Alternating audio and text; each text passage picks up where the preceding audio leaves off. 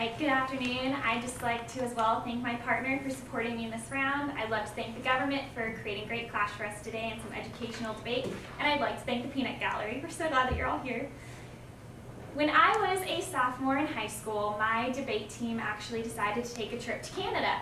And we all thought it'd be a great idea to go ice skating, and we did. And I ended up falling, the awkward person I am, and I hurt my wrist pretty bad. So we ended up going to the emergency room, which was an adventure in itself because they only speak French and I only speak English and Spanish, so that didn't go well.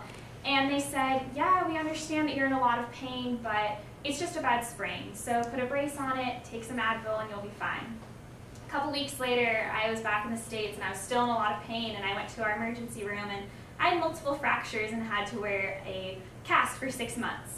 So what we see here is a failure to communicate and a failure of healthcare. And the public health sector is something that's really important, and that's what we're going to be looking at when we look at this resolution today, that the United States federal government should immediately enact legislation to approve the Keystone Pipeline. We're going to be against this today, and we're going to show you why. First, we're going to go through the resolutional analysis that was provided. We're going to go through their value and contentions, and then move on to our case. So first, the resolutional analysis. We agree with their definition of the Keystone Pipeline. However, we would also like to add that the term immediately should be defined. Currently in Congress and within the United States government, there's a plan to potentially do a 90-day extension. And we feel that with those 90 days, a lot could be acclimated to this legislation that's potentially going through. So immediately would not be taking that 90-day extension. Immediately would be enacting this now. Next, we would like to agree that this is a value case because of how the resolution is phrased out, should definitely points towards a value case, so thank you, government, for establishing that today. We are going to, however, look at the value of national security in this round. We don't feel that this is the highest value that should be debated, and we're going to go through that in our case. But one of the reasons we have an issue with their value of national security is their criterion of economic sovereignty. We feel that this is very vague, and we don't feel it actually measures or plays out when we look at their contentions, and I'll link that back as we go through their contentions. So first contention of economic growth. Their point under this, the first one, was about jobs. However, these jobs, we aren't sure if they have the permits to make sure these jobs are safe. We don't know how many of these jobs are actually be Canadian jobs instead of American jobs, and there really isn't much security in how long they're going to last. So we don't feel that there's any clear-cut number of how we know if jobs are going to be actually increased and what the benefit of these jobs will be. Your first question. Have there been any examples in the past of how jobs with TransCanada have not been safe?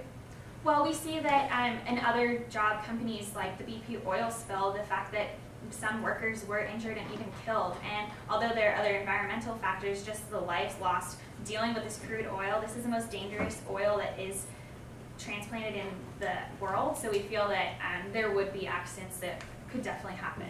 I'll take your second of 3 questions. Would you say that the BP oil spill is drastically different from the Keystone Pipeline? I wouldn't at all, because it's oil, and this is even more dangerous oil, and the fact that a company with integrity had that spill, we could see the same thing happen in Canada. The second point was that prices would go down. However, we see that the oil coming into the United States is actually being exported to other countries, so it doesn't make our prices go down at all. It's not even benefiting the U.S. through that way, through prices going down. We even see that prices might be going up because of the cost to export it and to produce it. The second point of environmental preservation. The fact that pipelines are safer than trucks, we don't really see how this outweighs the fact that the environment will be completely destroyed by this pipeline and this project. We'll get that more in our case, but the jobs aren't safe. Accidents can happen. Even companies with good records, accidents happen.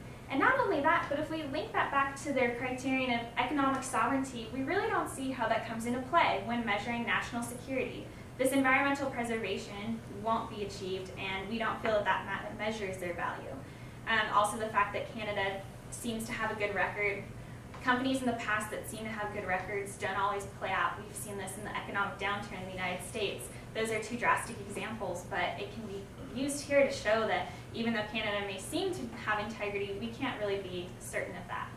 Their third contention is energy independence, which is interesting because the countries that they brought up, yeah, Iran and Venezuela, getting dependent on these countries, However, we're dealing with Canada. That's still a different country. We're still not technically independent. We're still dependent on another country for this oil supply, and it's not going to the United States. We're not using United States reserves in the best way or other energy options in the best way. So we don't feel that we're actually being independent at all, and that doesn't link back to economic sovereignty if we're not independent or national security. So now that we've gone through their case, we're going to present ours with an alternative value, quality of life. We feel that the quality of life value is more applicable in this debate because, as we brought up, John Locke's social contract theory, where people consent into a government. Well, people only consent into a government if they have good quality of life. And quality of life isn't going to be achieved without public health, which is our criterion to measure this value. We're going to be looking at how public health measures quality of life and how, at the end of the day, this value is better than national security. We're going to do this with two contentions, identifying first the individual and then the community. So first, our first contention, as the individual, there's two subpoints under this. Hope you can follow. The first one is security. The jobs that would be created through this legislation at this time would not have permits for safety. These jobs also might not last very long. The job security itself, just whether these people employed are going to have jobs in the near future. Unemployment rates are low, but we have no way of guaranteeing that these people will actually have proper working conditions so they'll be safe, and we've even seen accidents in which people were killed. And without these permits to guarantee their safety, we don't think that we can step forward with this legislation at this time. And that's the second point we have under this, is the permits. The permits aren't in for Congress to go through this with this legislation, which is why we suggest the 90-day extension, which is why we look back to our resolution analysis of immediately. We need this extension to make sure that we're doing the best we can to provide safe jobs for American people. Our second contention is community. Under this, we have the aquifers. The farming community will be destroyed. 30% of this country's water sources could potentially be destroyed if there was an accident with the Keystone Pipeline. And so we see this as an issue, water sanitation. This would link back to public health, because if the water's contaminated, then public won't have health. And next, it disallows us from putting federal funds into alternative energy or just energy within the United States itself. But getting rid of pollution, progressing and allowing these companies to focus on green energy, this links back to public health because the reduction of pollution. So we see in this debate we have quality of life and national security. And you can't have national security without a nation. You can't have a nation without quality of life, and people will never consent to a nation without great quality of life. And so that's really what we're arguing today.